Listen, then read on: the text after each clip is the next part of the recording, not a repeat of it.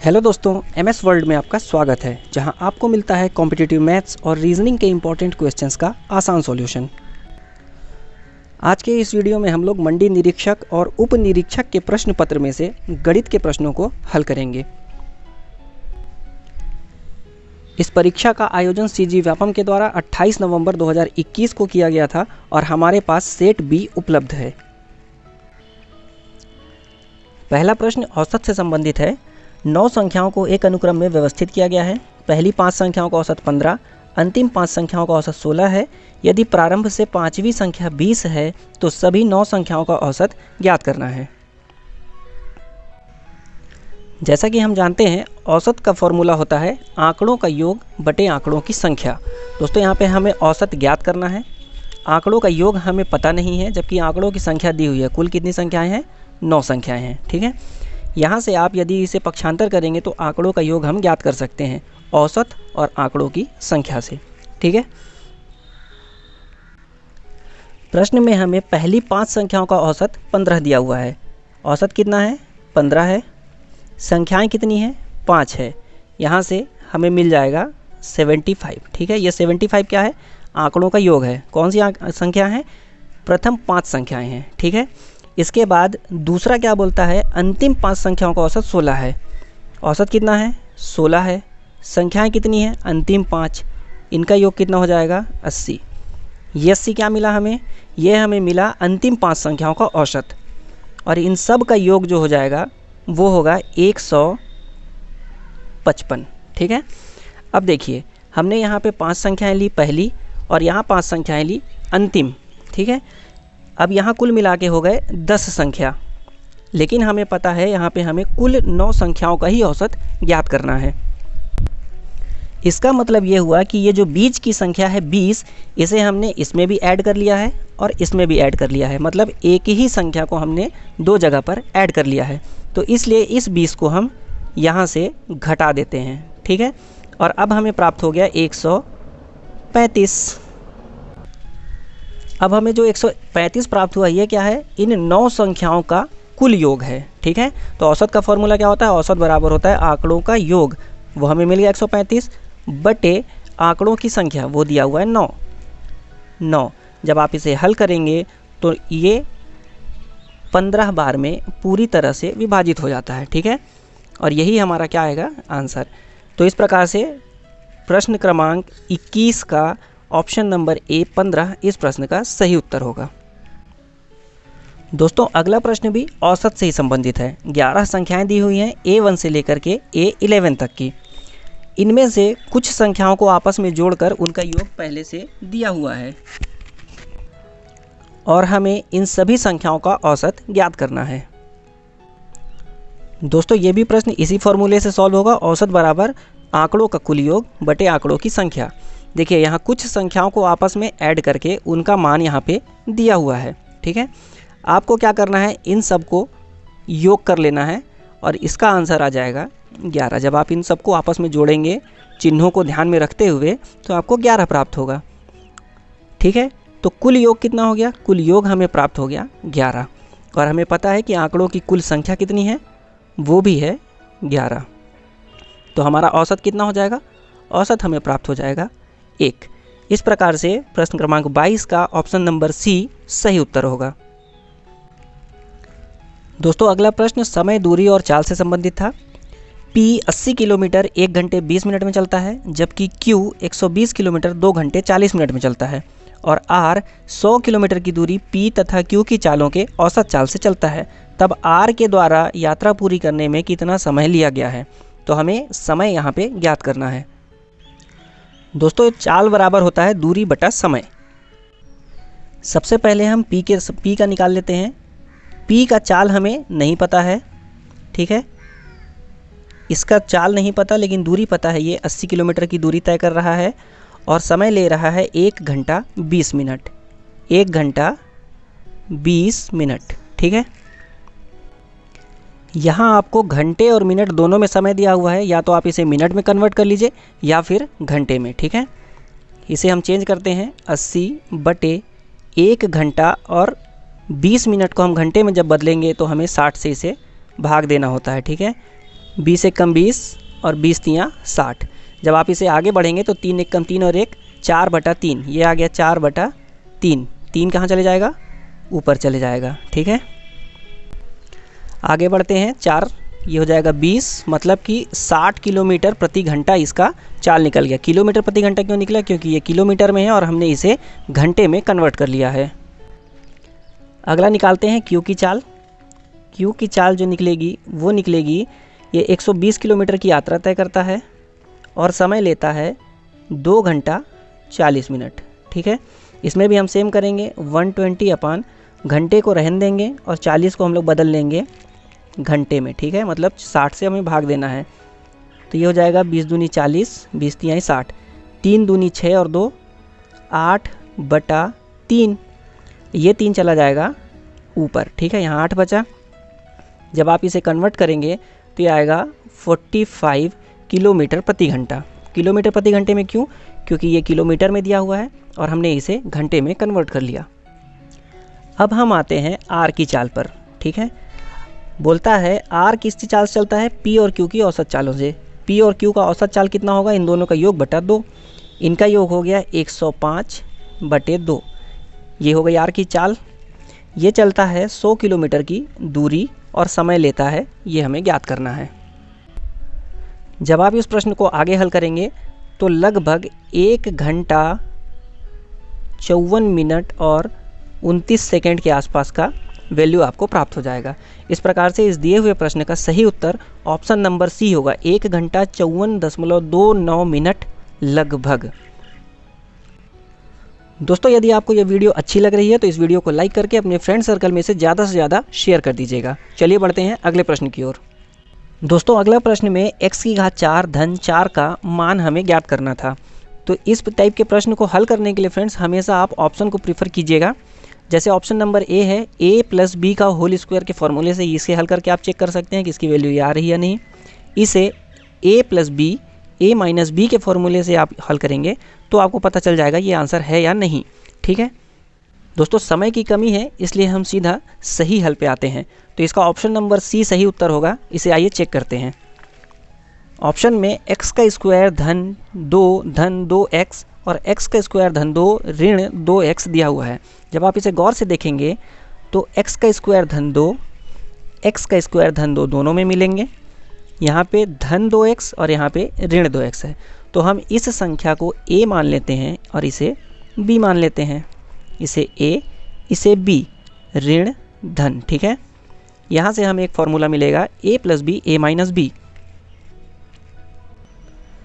a + b a - b बराबर होता है a का स्क्वायर माइनस b का स्क्वायर। a क्या है? x का स्क्वायर प्लस 2, ये a है तो a का स्क्वायर माइनस b क्या है? 2x का स्क्वायर। a का स्क्वायर माइनस b का स्क्वायर। जब आप इसे फिर हल करेंगे तो a + b का होल स्क्वायर। ठीक है, a का स्क्वायर प्लस b का स्क्वायर प्लस 2ba। ठीक है, माइनस इसे हल करेंगे तो होगा 4x का स्क्वायर। x स्क्वायर प्लस 4 यहाँ बच गया। 2 दूनी 4x का स्क्वायर प्लस में और 4x का स्क्वायर माइनस में आपस में कैंसिल हो जाएंगे। हमें x स्क्वायर प्लस 4 प्राप्त हो जाएगा। इस प्रकार दिए गए प्रश्न का सही उत्तर ऑप्शन नंबर सी होगा। दोस्तों, अगले प्रश्न में हमें युगपत समीकरण को हल करना है और हमें बताना है कि इसके कितने हल होंगे। देखिए, इसे हल करने के लिए हमें या तो x को या फिर y को आपस में कैंसिल करना होता है। कैंसिल करने के लिए हमें इन दोनों को बराबर करना पड़ेगा। तो हम यहाँ पे x कैंसिल कर रहे हैं। ठीक है, इसके लिए यहाँ 5 से गुणा करेंगे और यहाँ पे 2 से पूरे समीकरण में। ठीक है, 5 का गुणा इसमें करेंगे तो ये हमें प्राप्त हो जाएगा 10x + 25y बराबर 85। इसका गुणा इसमें करेंगे तो 10x + 6y बराबर 28। ठीक है, साइन आपस में इसका चेंज कर दीजिए तो ये कैंसिल हो जाएगा। 25 में से 6 जाएगा तो 19y बराबर 85 में से 28 जाएगा तो 57। ठीक है, 19 से काटेंगे तो 3, मतलब कि y बराबर हमें 3 प्राप्त हो गया। अब आपको इस y की वैल्यू को किसी भी समीकरण में पुट कर देना है। चलिए हम पहले में करते हैं। y की वैल्यू यहाँ पे हम रख लेंगे 3, तो 3 रखेंगे तो इसकी वैल्यू हो जाएगी 15। ठीक है, इस समीकरण में इस 15 को जब इधर वापस करेंगे तो 15 यहाँ घट जाएगा, 17 में से 15 जाएगा तो मिल जाएगा हमें 2, 2x बराबर 2। ठीक है, तो x बराबर कितना होगा, x का मान निकल जाएगा 1, x बराबर 1, y बराबर 3। इसके एक ही हल हमें प्राप्त हुए हैं। इस प्रकार दिए गए प्रश्न का ऑप्शन नंबर ए अद्वितीय हल सही उत्तर होगा। दोस्तों इसे आप ऐसे हल कर सकते हैं, ये थोड़ा सा टाइम टेकिंग है। यदि आप इसे शॉर्टकट में बनाना चाहें तो x और y की जगह पे कोई भी वैल्यू अपने मन से आप सोच सकते थे। जैसे यहाँ पे हमें पता है कि 1 और 3, तो आप सोच सकते थे कि x की वैल्यू 1, y की वैल्यू 3, और जब इसे पुट करेंगे तो वैल्यू आपको 17 बराबर आनी चाहिए। इसे 1-2 बार ट्राई करने पे ये आंसर भी आप आसानी से ला सकते थे बिना इतने सॉल्यूशन लिए। दोस्तों अगला प्रश्न नाव और धारा से संबंधित था। एक नदी का प्रवाह 2 किलोमीटर प्रति घंटा है। एक व्यक्ति को नदी के प्रवाह के विरुद्ध खेने में उसके प्रवाह के साथ खेने से 2 गुना समय लगता है। व्यक्ति की स्थिर जल में खेने की दर क्या है। देखिए नदी की प्रवाह दर आपको दिया है 2 किलोमीटर प्रति घंटा। अब यदि वो प्रवाह दर के सीधा जाता है और विपरीत जाता है तो मतलब विपरीत में उसे 2 गुना समय लगता है। ठीक है, यदि सीधा जाने में उसे 1 घंटा लग रहा है तो विपरीत जाने में उसे 2 घंटा लगेगा। इस प्रकार से उसे 2 गुना समय लग रहा है। तो इस प्रश्न को आप ऑप्शन की सहायता से बिल्कुल आसानी से हल कर सकते थे। मतलब कि आपको ऑप्शन ऐसा देखना है कि 2 जोड़ने पर और 2 घटाने पर जो संख्या हमें प्राप्त होती है वो आपस में 2 गुनी होनी चाहिए। ठीक है, जैसे कि यहाँ पे ऑप्शन नंबर ए ही हम सबसे पहले लेंगे। 6 हमने लिया, इसमें 2 जोड़ेंगे आप तो 8 आएगा और 2 घटाएंगे तो 4 आएगा। ये दोनों आपस में क्या है, 2 गुना है। मतलब कि धारा के विपरीत और धारा की दिशा में चलने में जो चाल लगती है वो एक दूसरे की 2 गुनी है। तो इस प्रकार से हमें सीधा आसानी से मिल गया ऑप्शन नंबर ए, 6 किलोमीटर प्रति घंटा। यदि आप इसे बेसिक तरीके से बनाएंगे तो समय थोड़ा सा आपका ज़्यादा लग जाएगा। चलिए बढ़ते हैं अगले क्वेश्चन की ओर। दोस्तों अगला प्रश्न अनुपात और समानुपात से था। ए अनुपात बी और b अनुपात c की वैल्यू दी हुई है, जबकि हमें a प्लस बी अनुपात b प्लस c अनुपात ज्ञात करना था। ठीक है, इसके लिए बहुत सिंपल ही इसे सॉल्व कर सकते हैं। a अनुपात b लिख लीजिए आप 3 अनुपात 4। अब b अनुपात c कैसे निकालेंगे, तो b अनुपात c दिया हुआ है तो 5 अनुपात 6, तो बिल्कुल b के नीचे आप फिर से लिख लीजिए 5 अनुपात c के नीचे आ गया 6। ठीक है, इसे हल करने के लिए देखिए यहाँ पे खाली स्थान है, यहाँ पे एक खाली स्थान है, तो आप क्या करेंगे इसके ठीक खाली स्थान के बगल वाली संख्या को जो है हम लोग शिफ्ट कर लेते हैं। यहाँ पे आ गया 4, इस खाली स्थान के बगल में 5 है तो इसे भी हम लोग इधर शिफ्ट कर लेंगे, यहाँ आ जाएगा 5। ठीक है, बस इनको आपस में आप गुणा कर लीजिए। 3 पचे 15, 4 पंचे 20, 4 छिंग 24। हमें अनुपात क्या प्राप्त हुआ, 15 अनुपात 20 अनुपात 24, ए अनुपात बी अनुपात सी। अब आप इसे हल कर करेंगे ए अनुपात बी। ठीक है, इन दोनों को 20 30 35, बी धन सी 20 और 24 44, तो हमें क्या मिला 35 अनुपाते 44। ऑप्शन नंबर बी इसका सही उत्तर हो जाएगा। दोस्तों अगला प्रश्न है 25 35 45 105 में से क्या घटाया जाए ताकि नई संख्या समानुपाती हो जाए। ठीक है, इसे आप बेसिक तरीके से बनाएंगे। हर एक संख्या में -x करेंगे और बराबर इन दोनों का अनुपात और इन दोनों का अनुपात करेंगे तो इसकी वैल्यू आ जाएगी। लेकिन उससे आसान है कि आप ऑप्शन को प्रीफर करें। दोस्तों जब हम ऑप्शन से जाते हैं तो हम इसमें से 21 घटाते हैं। ठीक है, 25 में से 21 घटाएंगे आपको प्राप्त होगा 4, 35 में से 21 घटाएंगे तो आपको प्राप्त होगा 14। ठीक है, ठीक इसी प्रकार 45 में से जब आप 21 घटाएंगे तो आपको प्राप्त होगा 24, और जब 105 में से 21 घटाएंगे तो आपको प्राप्त होगा 84। ठीक है, वो संख्या 21 है जिसे हमने इसमें से घटाया और हमें ये प्राप्त हुआ। अब देखिए ये समानुपात है या नहीं, काटेंगे 2 दूनी 4, 2 सत्ते 14, 12 दूनी 24 और 12 सत्ते 84। ये दोनों आपस में क्या है, समानुपात है, 2 अनुपात 7 और 2 अनुपात 7। तो इस प्रकार से इस प्रश्न का सही उत्तर ऑप्शन नंबर डी हो जाएगा। दोस्तों अगला प्रश्न रेखागणित से संबंधित है। चित्र दिया हुआ है जिसमें से कोण 1 धन कोण 2 ऋण कोण 3 हमें ज्ञात करना था। ठीक है, कोण 1 धन कोण 2 ऋण कोण 3। इसके लिए आपको कुछ नियम याद होने चाहिए फ्रेंड्स। जैसे ये कोण 1 और कोण 3 ये क्या है, आपस में सम्मुख कोण है। तो हमेशा सम्मुख कोण आपस में क्या होते हैं, बराबर होते हैं। मतलब जो 1 का मान होगा वही 3 का मान होगा। 1 का मान ज्ञात करने के लिए हमें पता होना चाहिए कि त्रिभुज के तीनों कोणों का योग जो होता है वो 180 अंश होता है। ठीक है, 70 और 30 100 हमें दिया हुआ है। तो कोण 1 कितना हो जाएगा, कोण 1 हो जाएगा 80 अंश। ठीक है, जब कोण 1 80 अंश हुआ है तो कोण 3 भी कितना होगा, ये भी 80 अंश होगा। अब आते हैं हम लोग कोण 2 पे। एक चतुर्भुज के अंदर बनने वाले सभी कोणों का योग जो होता है ये होता है 360 अंश का। ठीक है, चतुर्भुज के चारों कोणों का योग 360 अंश, 80 70 150, हमें यहाँ 80 प्राप्त हो गया है, 230। अब 230 है तो कोण 2 की वैल्यू हम आराम से निकाल सकते हैं। 360 में से 230 को घटाकर हमें मिल जाएगा 130।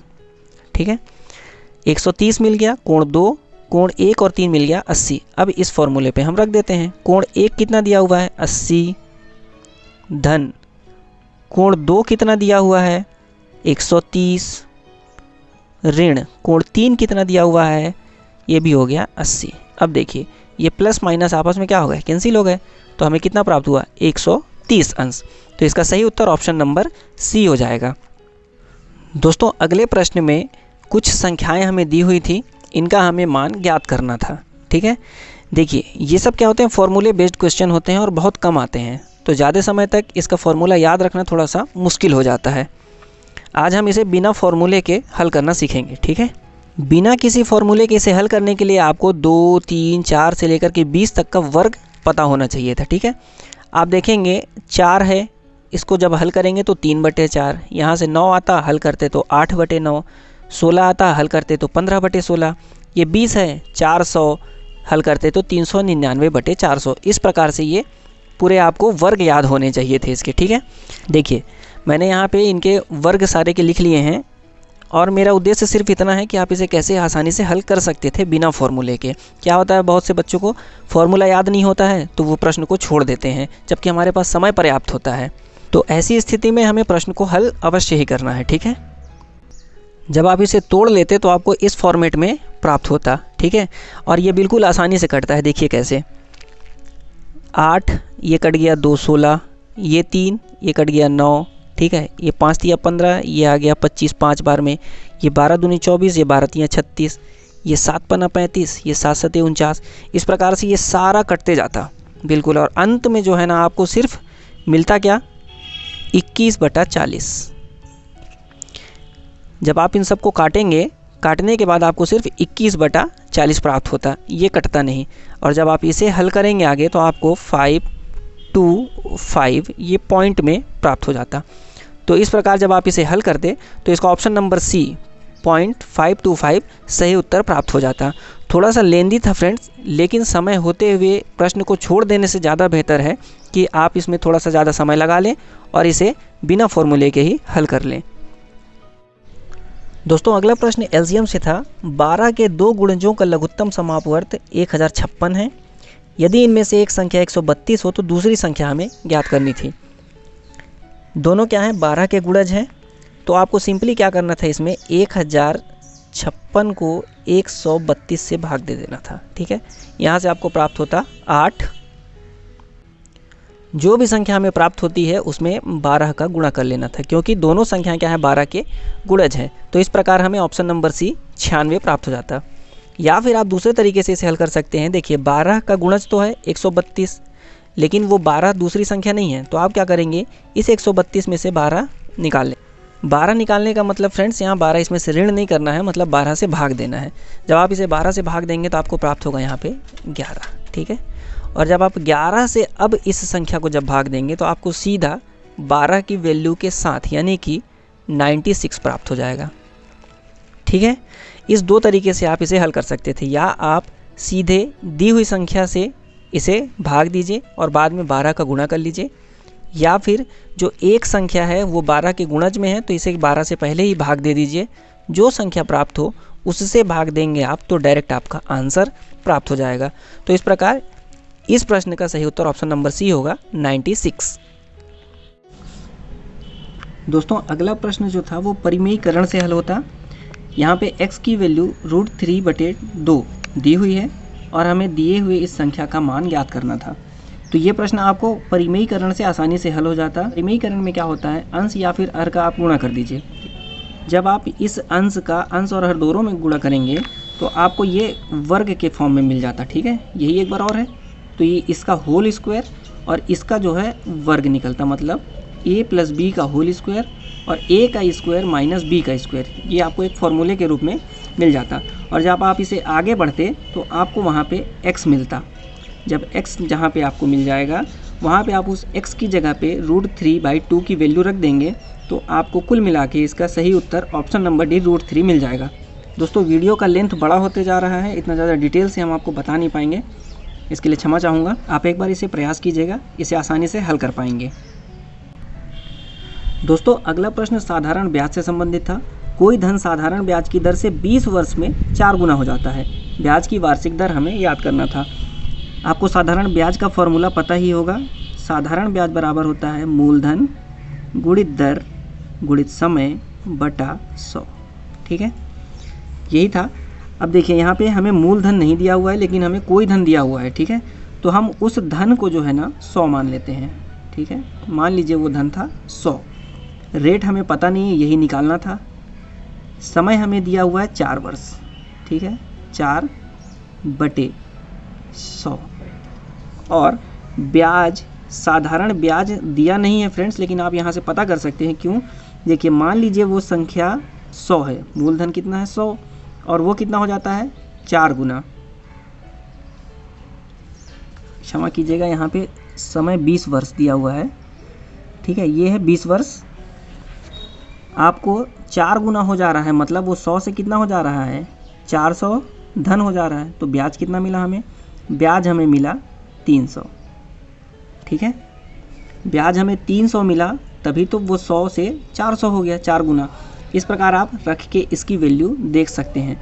जब आप इसे कैंसिल करेंगे तो आपको R बराबर मिलेगा 15%। ठीक है, दिए गए ऑप्शन में कहीं पे भी 15% नहीं है फ्रेंड्स, तो हमारे हिसाब से इसका जो ऑप्शन होगा वो 15 होना चाहिए। लेकिन इंग्लिश और हिंदी दोनों ही वर्जन सेम है और 15 का ऑप्शन नहीं है, मतलब कि ये जो प्रश्न है ये विलोपित होने वाले हैं। ठीक है, तो आप इसे ध्यान रखेंगे, ये विलोपित हो सकता है। आप अपना कॉन्सेप्ट अच्छे से याद रखेंगे। इस 100 की जगह पे आप P भी रखेंगे तब भी आपको यही वैल्यू प्राप्त होगी। ठीक है दोस्तों, अगला प्रश्न है, यदि 60 वस्तुओं का क्रय मूल्य 40 वस्तुओं के विक्रय मूल्य के बराबर हो तो लाभ का प्रतिशत कितना होगा। ठीक है, वस्तुएं हैं 60 और इसका मूल्य हम मान लेते हैं 60 रुपया। ठीक है, माना कि 60 वस्तुएं हैं और उनका क्रय मूल्य जो था वो 60 था, जिसमें से हम 40 वस्तुएं बेच दिए। और कितने में बेचे हैं? 60 रुपये में ही बेचे हैं, तभी तो होगा ना। 60 वस्तुओं का क्रय मूल्य 40 वस्तुओं के विक्रय मूल्य के बराबर है। ठीक है, इतना समझ में आ गया। मतलब कि कोई वस्तु है 60 ठो जिसका कीमत 60 रुपये है। अब उसमें से हमने 40 वस्तुएं बेच दी, उनको बेचे हैं हमने 60 रुपया में।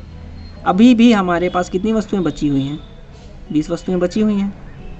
बोलता है हमें लाभ का प्रतिशत कितना होगा। तो देखिए हमारे पास 20 वस्तुएं बची हुई हैं जिसे हम इस रेट से बेचने वाले हैं, जिस रेट से इसे बेचे हैं। जब 40 वस्तुएं 60 में बिकी हैं तो 20 वस्तुएं कितने में बिकेंगी? 30 रुपये में बिकेंगी। सही है। जब हमने 40 वस्तुओं को 60 रुपये में बेचा तो बची हुई 20 वस्तुओं को हम 30 रुपये में बेचेंगे। और ये 30 रुपये जो है इस जो क्रय मूल्य है इसका कितना है? 50% है। तो आपको याद रखना है, हमेशा जो लाभ और हानि का प्रतिशत होता है वो क्रय मूल्य से ही निकाला जाता है। तो 60 रुपये की जगह पे हम 30 रुपये भी और कमा सकते हैं, मतलब कि 50% का लाभ हमें प्राप्त हो जाएगा। तो इस प्रकार से इस दिए हुए प्रश्न का ऑप्शन बी सही उत्तर होगा। दोस्तों इस छोटे छोटे प्रश्नों के लिए आपको फॉर्मूले रटने की ज़रूरत नहीं है। आपका यदि कॉन्सेप्ट क्लियर है तो इन्हें आप आसानी से बना पाएंगे। चलिए बढ़ते हैं अगले प्रश्न की ओर। दोस्तों अगला प्रश्न भी लाभ हानि से संबंधित है। P 6000 रुपये में क्रय की गई वस्तु को 30% लाभ लेकर Q को बेच देता है। उस वस्तु की सजावट पर 200 रुपये खर्च करके Q उस वस्तु को 40% लाभ लेकर R को बेच देता है। R उसे 10% हानि उठाकर S को बेच देता है, तो S उसे कितने रुपए में खरीदता है, यही हमें बताना था। क्वेश्चन बड़ा है, लेकिन अगर आप इसे स्टेप बाय स्टेप हल करेंगे तो आसानी से हल कर पाएंगे। चलिए शुरू करते हैं। देखिए, P ने उसे खरीदा 6000 रुपये में, ठीक है, और उसे 30% लाभ पर बेच दिया। 30% मतलब वस्तु का 130%, 30% का लाभ है, मतलब वस्तु का 130% हो गया, ठीक है। जब आप इसे हल करेंगे तो आपको मिलेगा 13×6 7800 रुपये, ठीक है। P ने उसे 7800 रुपये में Q को बेच दिया। अब क्या करता है Q, उसमें 200 रुपये और खर्च कर लेता है, मतलब अब ये हो गया 8000 रुपये, ठीक है। अब क्या करता है इस Q, इस पे मतलब कि 8000 रुपये पे 40% का लाभ लेता है। इसका 40% मतलब हो गया कुल 140%। यहाँ से आप इसे कैंसिल करेंगे तो 14 8 112, 11200 रुपये में वो R को बेच देता है, ठीक है। अब R क्या करता है, उसे ना 10% हानि पर ही बेच देता है। 10% की हानि मतलब दिए हुए संख्या का मात्र 90%, ठीक है। अब जब आप इसे क्लियर करेंगे तो आपको मिलेगा 112 नमा होता है 1008, ठीक है। मतलब 10,080 रुपया में R जो है 10% हानि उठाकर S को वो सामान बेच देता है। तो S कितने में खरीदेगा, 10,080 रुपये में। तो दिए हुए प्रश्न का ऑप्शन नंबर C 10,080 बिल्कुल सही उत्तर हो जाएगा। फ्रेंड्स, बिल्कुल आसानी से हम इसे हल कर सकते हैं। क्वेश्चन को देख कर कभी भी डरना नहीं है। चलिए बढ़ते हैं हमारे अगले प्रश्न की ओर।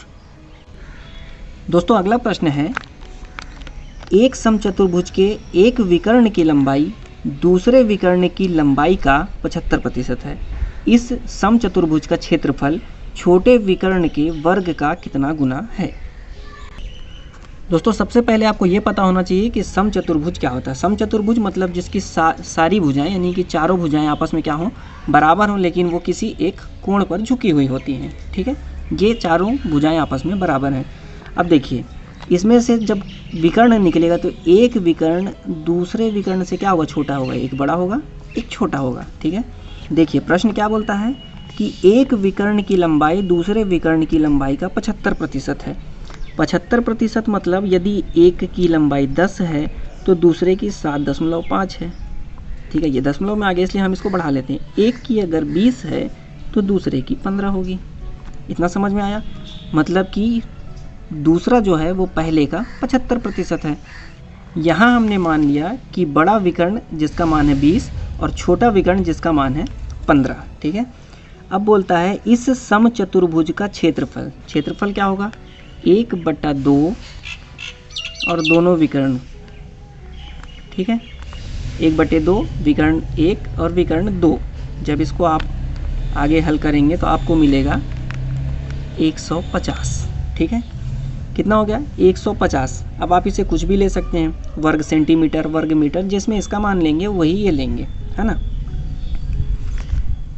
समचतुर्भुज का क्षेत्रफल जो है 150 छोटे विकर्ण के वर्ग का कितना गुना है। छोटा विकर्ण का वर्ग कितना होगा, तो छोटा विकर्ण ये, इसका वर्ग हो जाएगा 225, ठीक है। अब ये इसका कितना गुना है, तो हम निकाल लेते हैं 225 का कितना गुना है 150। इसे हल कर लीजिए आप, ये उठ के आ जाएगा यहाँ पे, ठीक है। जब आप इसे हल करेंगे तो आपको मिल जाएगा 15 दहम 150, 15 15 225, 5 दूनी 10 और 5 दिया 15, 2/3। छोटे विकर्ण का कितना गुना है इसका क्षेत्रफल, 2/3 गुना। प्रश्न क्रमांक 36 का सही उत्तर ऑप्शन नंबर ए हो जाएगा, 2/3 गुना। दोस्तों, अगला प्रश्न है, एक घन के सभी सतहों के क्षेत्रफलों का योग 3750 वर्ग मीटर है, तब उस घन के सभी किनारों की लंबाइयों का योग कितना होगा। ठीक है, क्या दिया हुआ है हमें, घन दिया हुआ है। घन मतलब सभी सतहें आपस में बराबर होती हैं, और एक घन में कितनी सतह होती है, 6 सतह। एक सतह का क्षेत्रफल क्या होता है, a का वर्ग। ठीक है, तो पूरे घन के सतहों का क्षेत्रफल कितना हो गया, 6a²। इसका मान दिया हुआ है 3750। तो ए स्क्वायर को रहने देते हैं, इसको इधर कटेंगे, 6 छंग 36, 6 दूनी 12, 6 पंचे 30। ये किसका मान हुआ? ए स्क्वायर का। तो ए का मान कितना होगा? 25। ये वर्ग में है, इसे रूट निकालेंगे तो आप वैल्यू आएगी 25। ठीक है, मतलब एक भुजा का मान हो गया 25। अब देखते हैं हम कि एक घन में कितनी भुजाएं होती हैं। ठीक है, चलिए घन की भुजाएं भी देख लेते हैं। घन ये हो गई 4 भुजा, ये 5, 6, 7, 8, 9, 10, 11, 12। एक घन में कितनी भुजाएं निकली? 12। इसे आप 12 से गुणा कर दीजिए। ठीक है, तो आपको 300 प्राप्त हो जाएगा। इस प्रकार दिए गए प्रश्न का सही उत्तर ऑप्शन नंबर सी होगा, 300। दोस्तों, हमारा प्रयास रहता है कि आपको आसान भाषाओं में, बिल्कुल सरल शब्दों में प्रश्नों के उत्तर बता सकें। हमारा प्रयास आपको कैसा लग रहा है, अपनी प्रतिक्रिया हमें कमेंट बॉक्स में ज़रूर बताइएगा। दोस्तों, अगला प्रश्न है, यदि किसी गोले के आयतन को उसके पृष्ठ क्षेत्रफल से विभाजित किया जाए तो परिणाम 27 सेंटीमीटर होता है, तो गोले की त्रिज्या क्या होगी? प्रश्न क्या बोलता है? गोले का आयतन है, उसे हम उसके पृष्ठ क्षेत्रफल से भाग दे देते हैं तो हमें 27 प्राप्त हो जाता है। ठीक है, तो आयतन क्या होता है? आयतन होता है 4/3 पाई r का क्यूब। ठीक है, बराबर यहाँ 27 है और ये पक्षांतर होके यहाँ चला गया, मतलब कि पृष्ठ क्षेत्रफल ये कितना होता है? 4 पाई r का स्क्वायर। ठीक है, इतना ही आपको इसमें समझना था और इसके बाद बिल्कुल आसानी से ये हल हो जाता है। देखिए, पाई से पाई कैंसिल, आर स्क्वायर से इसका आर स्क्वायर कैंसिल हो गया, एक आर बच गया। ठीक है, इस 4 से ये वाला 4 कैंसिल हो गया। अब यहाँ पे क्या बचा? आर बराबर ये 27 यहीं पे है और ये यहाँ पे 3 बचा है जो इधर आ जाएगा, 3 बराबर हो गया 81। ठीक है, त्रिज्या कितनी निकल गई? 81। चूँकि यह सेंटीमीटर में था इसलिए इसकी वैल्यू भी होगी सेंटीमीटर। ठीक है, गोले की त्रिज्या ज्ञात करनी थी, वो हमें निकल गई 81 सेंटीमीटर। बिल्कुल आसानी से निकल जाएगा, इसमें ज़्यादा मेहनत नहीं थी। आपको सिर्फ इसके फॉर्मूले याद होने थे, आयतन का फॉर्मूला और पृष्ठ क्षेत्रफल का फॉर्मूला याद होना था। तो इस प्रश्न का सही उत्तर ऑप्शन नंबर सी हो जाएगा, 81 सेंटीमीटर। अगला प्रश्न है, यदि संख्या 4, 8, 3, 2, 7 और यहाँ पे एक स्टार लिखा हुआ है, फिर 8 पूर्णतः 11 से विभक्त हो तो स्टार का मान ज्ञात करना था। तो दोस्तों, 11 से विभक्ति का नियम यदि आपको पता होता तो आप इसे आसानी से हल कर लेते। ठीक है, इससे संबंधित एक वीडियो मैंने पहले अपलोड किया हुआ है, आप चैनल पर जाकर उसे देख सकते हैं। देखिए, 11 से विभक्ति का नियम क्या कहता है कि दिए हुए संख्या में सम और विषम स्थान के जो संख्याओं का योग होगा वो आपस में बराबर होना चाहिए। जैसे 1, 3, 5 और 7वें स्थान की संख्याओं का मान 2, 4, 6, 8 आगे कुछ और होता तो इनकी संख्याओं के मान के बराबर होना चाहिए। अब हम इन्हें काउंट करते हैं, 4, 3, 7, 7, 14 और 8, 22। ठीक है, अब जो ऊपर की संख्या यानी कि सम स्थान की संख्या है उनका मान भी कितना होना चाहिए? 22 होना चाहिए। देखिए, 8, 2, 10 हमें प्राप्त हुआ सिर्फ 10 और एक यहाँ पे लगा हुआ है स्टार। इस स्टार की वैल्यू कितनी होगी इसे बराबर करने के लिए? 12।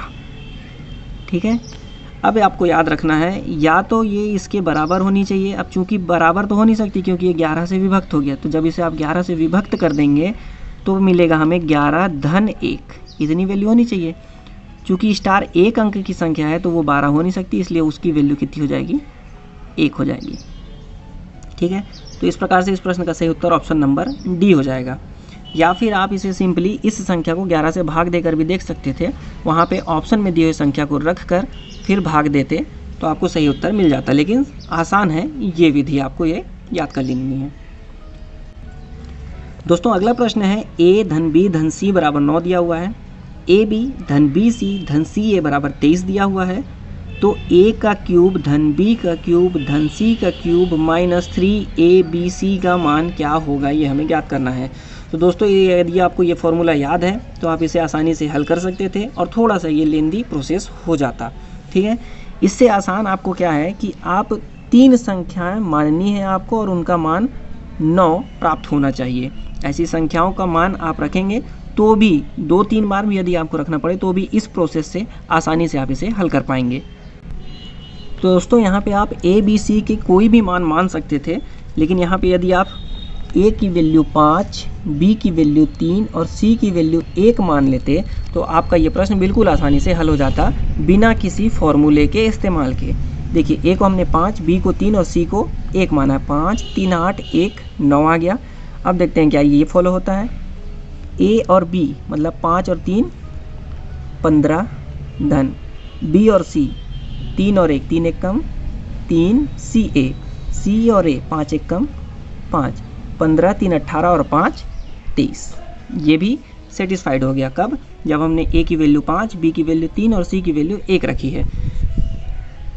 जब आप इस प्रकार से इसे हल करने लगेंगे तो बहुत ही आसानी से वैल्यू रख पाएंगे और बिना किसी फॉर्मूले के आप हल कर लिए कि ये बिल्कुल सही उत्तर है। तो आप ए की जगह पे 5, बी की जगह पे 3, सी की जगह पे 1 रख के इसकी वैल्यू निकाल सकते हैं। देखिए, इसकी वैल्यू जब हम निकालेंगे तो ये आ जाएगा 125, इसकी निकालेंगे तो आ जाएगा 27, इसकी निकालेंगे तो आएगा 1, ठीक है, माइनस 3ABC 5 तिया 15, 15 तिया 45। इसे आगे हल कर लेते हैं। इनका मान हो जाएगा 153 और 153 में से जब आप 45 को घटाएंगे तो आपको ऑप्शन नंबर ए 108 प्राप्त हो जाएगा। तो इस प्रकार दिए हुए प्रश्न का सही उत्तर ऑप्शन नंबर ए होगा 108। ये हमने प्राप्त किया बिना किसी फॉर्मूले के इस्तेमाल के। चलिए बढ़ते हैं आगे प्रश्न की ओर। दोस्तों अगला प्रश्न है, यदि एक बहुपद f(x) को 2x धन 3 से भाग दें तो शेषफल क्या होगा। ठीक है, बिल्कुल आसान सा प्रश्न था फ्रेंड्स। हमें क्या करना था, x को भाग दे देना था। किससे देना था? 2x धन 3 से भाग देना है। ठीक है, अब हम इसे कैसे भाग देंगे? इसे हम 1/2 बार में भाग देंगे। जब आप इसे 1/2 बार में भाग देंगे तो इस 2 से ये कैंसिल हो जाएगा, मतलब यहाँ पे बचेगा x धन और 3 के नीचे 2 आ जाएगा, 3/2। ठीक है, ये हमें प्राप्त हो जाएगा जब हम x को 2x धन 3 से भाग दे रहे हैं 1/2 बार में। ठीक है, अब क्या करते हैं, यहाँ इसका चिन्ह जो हम लोग बदल लेते हैं। जब चिन्ह बदलेंगे तो ये x की वैल्यू कैंसिल और ये धन जो हो गया ऋण में बदल गया। अब हमें मिला ऋण 3/2 और ये क्या बचा हमारा? शेष बचा माइनस 3/2। ऑप्शन नंबर डी इस प्रश्न का बिल्कुल सही उत्तर होगा और जिसे हमने बहुत ही आसानी से प्राप्त कर लिया है। दोस्तों अगला प्रश्न है, यदि L समानांतर है M के तब कोण 1 और कोण 2 का योग हमें ज्ञात करना था। प्रश्न में 2 समानांतर रेखाएं हैं, एक L और एक M, और इसमें से ये जो N रेखा है ये इस दोनों रेखाओं का प्रतिच्छेद करती है। आपको याद रखना है फ्रेंड्स कि जब भी 2 समानांतर रेखाओं को एक रेखा प्रतिच्छेद करती है तो बनने वाला जो ये कोण होता है ये आपस में बराबर होता है, यानी कि कोण 2 और ये जो 30 अंश का कोण है ये आपस में क्या है? बराबर है। इसका मतलब कोण 2 का मान कितना हो गया? 30 अंश हो गया। ठीक है, दूसरी चीज़ आपको याद रखना है कि किसी भी एक रेखा के एक तरफ बनने वाला कोण का मान जो होता है वो होता है 180 अंश। ठीक है, तो इस पूरे कोण का मान कितना हो गया? 180 अंश, जिसमें से ये है 30 अंश। ठीक, तो आप 180 में से 30 घटा देंगे तो इस कोण 1 का मान मिल जाएगा आपको 150 अंश, और चूंकि ये दोनों कोण आपस में बराबर हैं तो इसका मान हो गया है 30 अंश। और हमें यही पता करना था, कोण 2 और कोण 1 का मान योग हमें बताना था। 150 और 30 कितना हो गया? 180 अंश। तो इस प्रकार से 42 का ऑप्शन नंबर डी 180 अंश बिल्कुल सही उत्तर होगा। दोस्तों अगला प्रश्न है, एक समांतर चतुर्भुज के सम्मुख कोणों का एक जोड़ा 5x - 10 डिग्री तथा 2x धन 110 डिग्री है, तब x का मान हमें ज्ञात करना है। दोस्तों इस प्रश्न को हल करने से पहले आपको पता होना चाहिए समांतर चतुर्भुज क्या होता है। समांतर चतुर्भुज क्या होता है? जिसकी आमने सामने की भुजाएं बराबर होती हैं और किसी एक कोण पर वो झुके हुए होते हैं। ठीक है, तो इसमें क्या होता है, ये जो सम्मुख कोण होते हैं फ्रेंड्स ये हमेशा आपस में बराबर होते हैं, ये इसके बराबर और ये इसके बराबर होता है। ठीक है, तो यही 2 सम्मुख कोणों का मान यहाँ पे दिया हुआ है। तो जब मान दिया हुआ है मतलब कि ये दोनों आपस में क्या होंगे? बराबर होंगे। 5x - 10 बराबर 2x धन 110। ठीक है, इसके हिसाब से ये दोनों आपस में बराबर हो गए। अब हमको इसे ही हल कर लेना है। इस 5x को यहीं रहने दीजिए, 2x को इधर ले आइए, ये हो जाएगा ऋण में, निकल आएगा 3x बराबर, ये इधर चले जाएगा प्लस में, हो जाएगा 120। तो x बराबर कितना हो जाएगा 40 डिग्री। यही हमारा आंसर है, इसमें कुछ भी नहीं करना था। 43 का ऑप्शन नंबर बी 40 डिग्री बिल्कुल सही उत्तर होगा। दोस्तों अगला प्रश्न भी रेखा गणित से है। यहाँ पे हमें एक चित्र दिया हुआ है और इस चित्र में से कोण BAC यानी कि BA और C, इसके साथ कोण BDC इन दोनों का योग हमें बताना था कितना होगा। तो चलिए इस प्रश्न को हल करते हैं। कुछ बातें आपको याद रखनी है। देखिए, किसी सर्कल के अंदर में एक बिंदु से शुरू होकर किसी दूसरे बिंदु पर खत्म होने वाले कितने भी कोण आप बना लीजिए, उन सब का मान आपस में बराबर होता है। ये आपको याद रखना। देखिए, यहाँ से हमने A तक लेके गया और C पे ख़त्म किया, फिर यहाँ पे हमने D तक लेके गया और B पे ख़त्म किया। मतलब दोनों का स्टार्टिंग और एंडिंग पॉइंट क्या है, B और C है। तो मतलब ऐसे यहाँ पे आप जितने भी कोण बना लीजिए, उन सब का मान आपस में क्या होगा, बराबर होगा। इस हिसाब से A और D आपस में क्या हुए, बराबर हुए। ये था कंडीशन नंबर 1। दूसरा कंडीशन क्या बोलता है, एक सर्कल के अंदर ही उसके केंद्र बिंदु पर बनने वाला जो कोण होता है, ठीक है, कोण बिंदु केंद्र पर बना, कितना बना है 120 डिग्री का कोण बन गया है केंद्र पर। तो जो केंद्र पर बनने वाला कोण होता है, इस बनने वाले किसी भी कोण का 2 गुना होता है। मतलब इसका 2 गुना है ये और इसका भी 2 गुना है ये। ठीक है, ये दोनों आपस में बराबर हैं। मतलब कि इसको अगर x मान लें तो ये भी x होगा। मतलब ये दोनों मिलके हो गए 2x, और 2x की वैल्यू जो है हमें ज्ञात ही करनी थी। मतलब दोनों का योग ही ज्ञात करना था।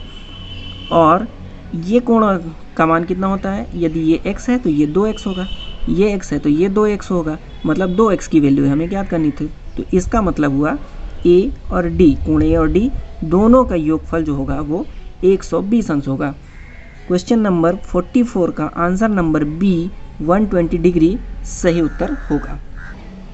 दोस्तों अगला प्रश्न है, 100 मीटर दौड़ को 2 व्यक्ति A तथा B क्रमशः 11.25 सेकेंड और 12.5 सेकेंड में पूर्ण करते हैं। यदि वह दोनों साथ में दौड़ प्रारंभ करते हैं तो B लक्ष्य से कितना पीछे था जब 100 मीटर की दौड़ को A पूर्ण कर लेता है। दोस्तों जब 100 मीटर की दौड़ को A पूरा कर लेता है तो उसे समय लगता है 11.25 सेकेंड, और इस समय पर B कितनी दूरी पर था यही हमें पता करना है। तो हम निकालते हैं B की वैल्यू। B जो है 100 मीटर का रेस को 12.5 सेकेंड में पूरा करता है। हमें ज्ञात करना है कि वो 11.25 सेकेंड में कितनी दूरी पर था। तो 12.5 सेकेंड में 100 मीटर, 1 सेकेंड में पहुंचेगा 100/12.5 सेकेंड, और 11.25 सेकेंड में इतनी दूरी चलेगा। क्लियर है। अब देखिए दशमलव को बराबर करने के लिए हमें 1 शून्य यहाँ पे लगा लेना है। अब देखते हैं 25 पंचे 125, 25 चौको 100 और 25 पंचे 125। ठीक है, ये 50 से काटेंगे तो ये 2 बार में, इसका वैल्यू आ गया 45 दूनी 90। ये किस में आया फ्रेंड्स, मीटर में आया। यहाँ से हमें ये प्राप्त हो गया कि जो B पूरे 100 मीटर की दौड़ को 12.5 सेकेंड में पूरा करता है, जब 11.25 सेकेंड पे A पूरा कर चुका है दौड़, उस समय वो मात्र 90 मीटर ही दौड़ पाया। तो कितना पीछे रह गया होगा फ्रेंड्स। तो ऑब्वियस सी बात है 100 माइनस 90 बराबर 10 मीटर। वो 10 मीटर पीछे रह गया था अपने दौड़ से। ठीक है, 45 का ऑप्शन नंबर ए 10 मीटर बिल्कुल सही उत्तर होगा। चलिए दोस्तों बढ़ते हैं हम हमारे अगले प्रश्न की ओर। इससे पहले यदि आप हमारे चैनल पर पहली बार विजिट कर रहे हैं और अभी तक हमारे चैनल को सब्सक्राइब नहीं किया है फ्रेंड्स, तो हमारे चैनल को सब्सक्राइब कर लीजिए और बेल आइकन को प्रेस कर लीजिएगा ताकि इसी प्रकार के इन्फॉर्मेटिव वीडियोज़ की नोटिफिकेशन आप तक पहुँचती रहे। अगला प्रश्न है, समान लंबाई की 2 रेलगाड़ियां हैं, समांतर लाइनों पर एक ही दिशा में क्रमशः 46 किलोमीटर प्रति घंटा और 36 किलोमीटर प्रति घंटे की गति से चल रही हैं। तेज चलने वाली रेलगाड़ी धीमी रेलगाड़ी से 36 सेकंड में आगे निकल जाती है। प्रत्येक रेलगाड़ी की लंबाई हमें ज्ञात करनी है। दोस्तों यहाँ से हमें पता है कि दोनों रेलगाड़ियों की लंबाई जो है वो आपस में बराबर है, और कोई भी रेलगाड़ी जब दूसरी रेलगाड़ी को पार करती है तो वो कितनी दूरी तय करती है? दोनों रेलगाड़ियों की लंबाई के बराबर की दूरी तय करती है। ठीक है, पहली चीज़। दूसरी चीज़, वो दोनों एक ही दिशा में चल रही हैं। ठीक है, जब वो एक ही दिशा में चलती हैं तो उनकी चालें जो हैं वो आपस में घट जाती हैं, ये आपको याद रखना है। तो चालें 46 और 36 हैं, आपस में घटा देंगे तो ये हो जाएगा 10 क्या है किलोमीटर प्रति घंटा में। ठीक है, ये हो गई इसकी चाल। अब क्या कर रहा है? ये दूरी तय कर रहा है। कितनी दूरी तय करेगा? तो अभी हमने बताया दोनों ट्रेनों की लंबाई के बराबर। दोनों ट्रेन की लंबाई बराबर है, मतलब 2x। ठीक है, और इसको पार करने में उसे समय लग रहा है 36 सेकेंड। ठीक, ये कहाँ से आया? चाल बराबर दूरी बटा समय, यही फॉर्मूला होता है। अब देखिए, ये है किलोमीटर प्रति घंटे में, ये है मीटर प्रति सेकंड में। तो हम क्या करेंगे? या तो इसे किलोमीटर प्रति घंटे में बदल सकते हैं या इसे मीटर प्रति सेकंड में। तो हम इसे मीटर प्रति सेकंड में बदलेंगे क्योंकि हमारा उत्तर मीटर में है। मीटर प्रति सेकंड में बदलने के लिए इसे 5/18 से गुणा करना पड़ता है। ठीक है, ये गुणा क्यों करना पड़ता है फ्रेंड्स? क्योंकि ये किलोमीटर प्रति घंटे में जब किलोमीटर को आप मीटर में बदलेंगे तो 1000 से गुणा करेंगे, और जब घंटे को सेकंड में बदलेंगे तो आप 3600 सेकंड से उसे भाग देंगे। ठीक है, जब ऐसा करेंगे आप, इन्हें काटेंगे तो 5/18 हमें फाइनल में प्राप्त होता है। तो इसलिए आप इसे 5/18 आसानी से याद कर लीजिए किलोमीटर प्रति घंटे को मीटर प्रति सेकंड में बदलने के लिए। अब आप इसे हल कर सकते हैं। ये 18 से ये कट जाएगा 2, ये 2 से कट जाएगा ये 2। x बराबर कितना हो गया? 10×50, मतलब कि एक ट्रेन की लंबाई निकल गई 50 मीटर। प्रश्न क्रमांक 46 का ऑप्शन नंबर ए 50 मीटर बिल्कुल सही उत्तर होगा।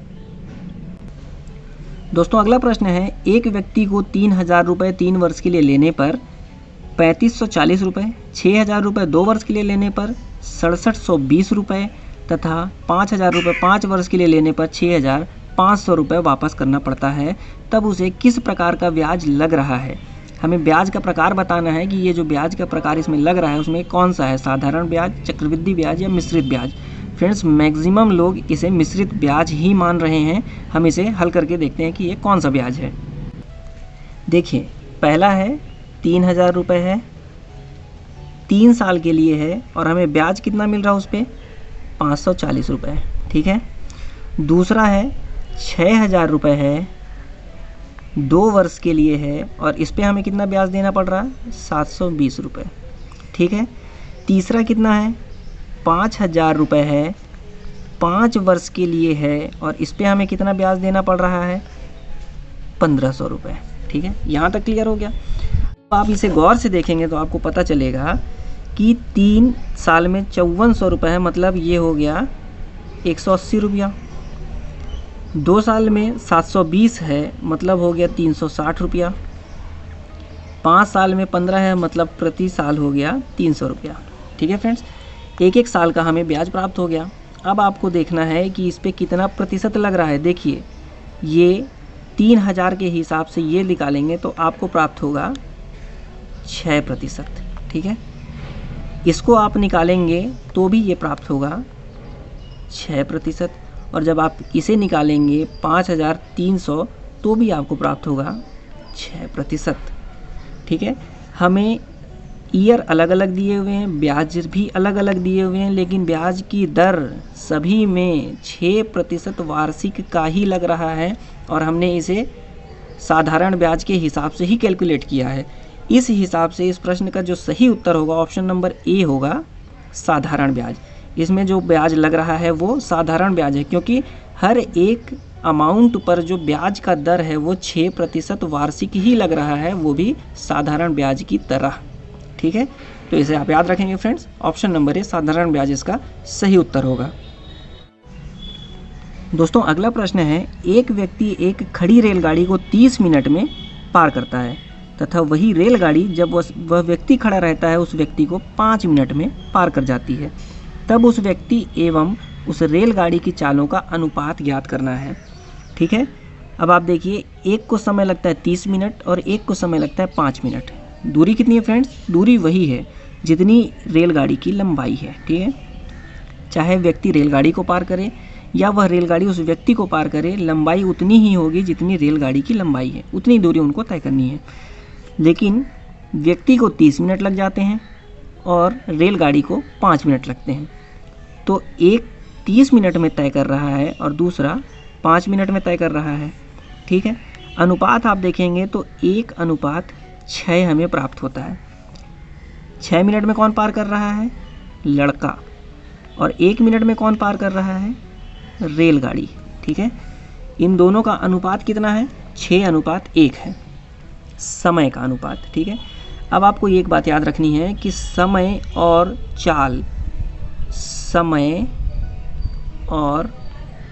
चाल जो होती है वो आपस में जो होती है इन्वर्सली प्रोपोर्शनल होती है, यानी कि समय बढ़ेगा चाल घटेगा, और यदि समय घटेगा तो चाल बढ़ जाएगी। ठीक है, इनका अनुपात जो होते हैं ये व्युत्क्रमानुपाती होते हैं। तो सीधी सी बात है फ्रेंड्स, जब उनकी चालों का अनुपात हम निकालेंगे तो वो चाल आपस में बदल जाएगा, 1:6 हो जाएगा। ठीक है, यहाँ लिख देते हैं हम, 1:6 हो जाएगा चाल। किसका है? 1 हो जाएगा बॉय का और 6 हो जाएगा रेलगाड़ी का।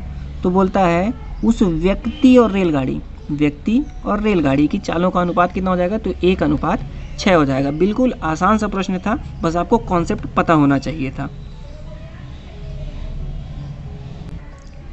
अगला प्रश्न है, 150 मीटर लंबी रेलगाड़ी एक खंबे को 15 सेकंड में तथा उतनी ही लंबी एक दूसरी रेलगाड़ी जो कि विपरीत दिशा में चल रही है 8 सेकंड में पार कर जाती है।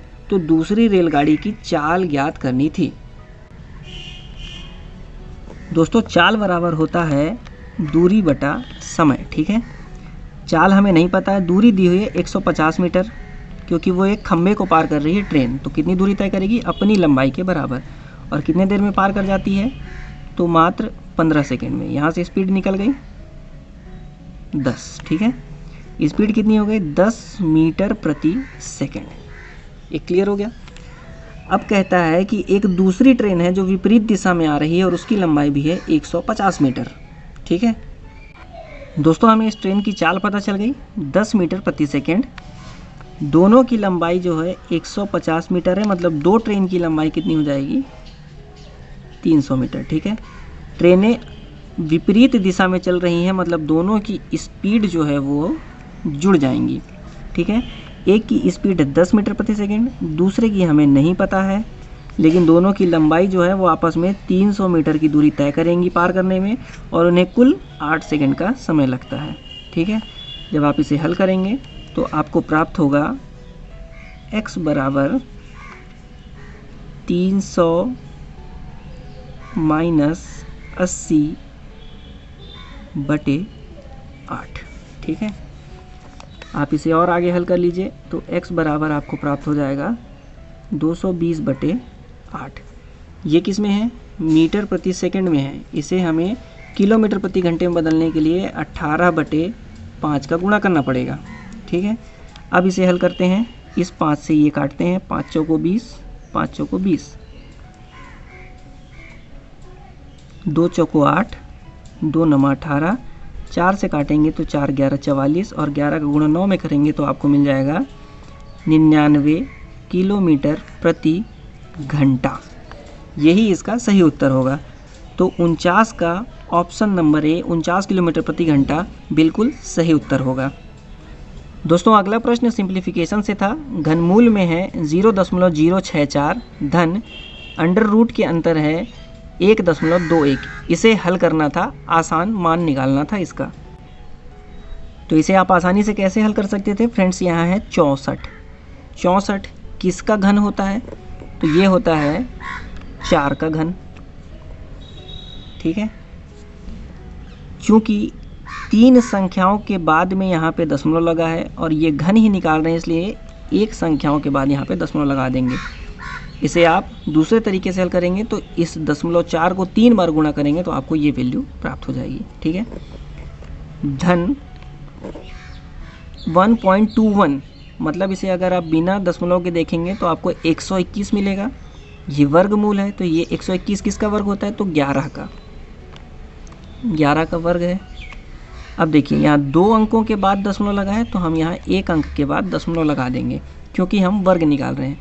दूसरे शब्दों में 1.1 को यदि आप 2 बार गुणा करेंगे तो आपको 1.21 प्राप्त हो जाएगा। ठीक है, इन दोनों को आपस में जोड़ देना है, दशमलव के नीचे दशमलव और 1.1। ठीक है, जब आप इसे हल करेंगे तो 1.415। ऑप्शन नंबर सी 1.5 इस प्रश्न का सही उत्तर हो जाएगा और इसे हमने बिल्कुल आसानी से प्राप्त कर लिया है। दोस्तों, इस वीडियो में हमने प्रयास किया कि आपको आसान भाषा में और कम से कम फॉर्मूले का इस्तेमाल करके सरल शब्दों में सारे प्रश्नों के हल बता सकें।